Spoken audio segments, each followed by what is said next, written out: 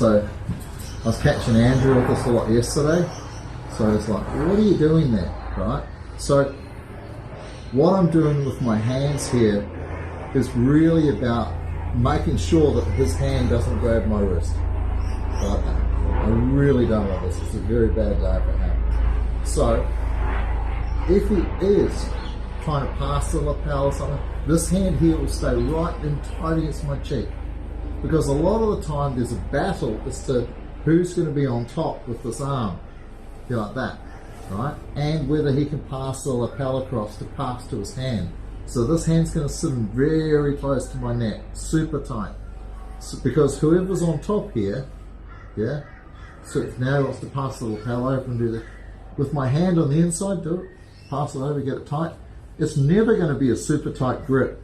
And I'm always going to have enough space. I've got like a little arm shim in here, protecting my carotid artery. I don't want that. It's the collar getting into my carotid that's going to be choking me. So I want to make sure that my hand is in there instead of the lapel, right? Here like this, so it's not going to get to touch it at all. And then in terms of this hand here catching this one, yeah, when he's wanting to pass it over, I can use this hand here to interrupt it. If I'm going to do anything from here, if he's going to push this hand, I want to make sure I'm the one that's grabbing. Like that. Even here it's not great, but from here I would be looking to turn and face the person. Yeah, this is a bad place to be with my arm over the top of the shoulder. It's not good at all. This is super bad, right? So I'm usually here like this, so he's controlling, looking for the arm bar, looking for the choke, like that.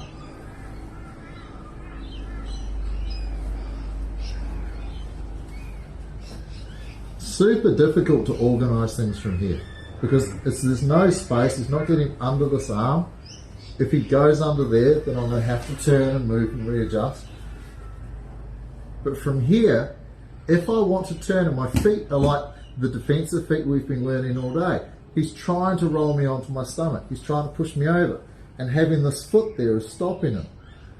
So he decides to roll me onto my back, and that's where that foot back there is so important. Is that it's holding me on the floor where I want to be. When I want to move and change, I'm going to scissor my arms and legs.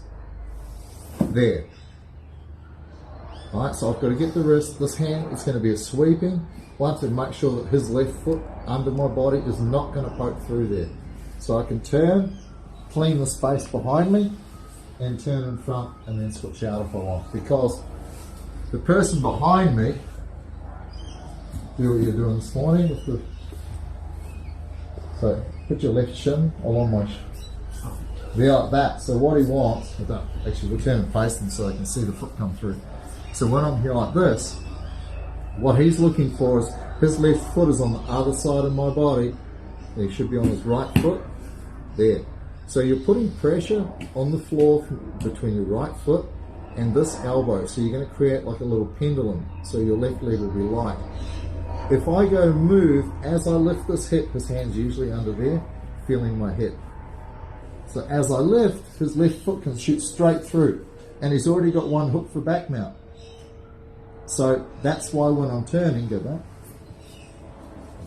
When I'm here, and I turn, I get the hand that could choke me or control me, and this left hand now, as I turn, is going to make sure that that foot doesn't come through. Then I can turn and face the person. So lots going on. Covered lots. Well, we should have recorded all of the time. There's a lot going on today. Cool. Thank you.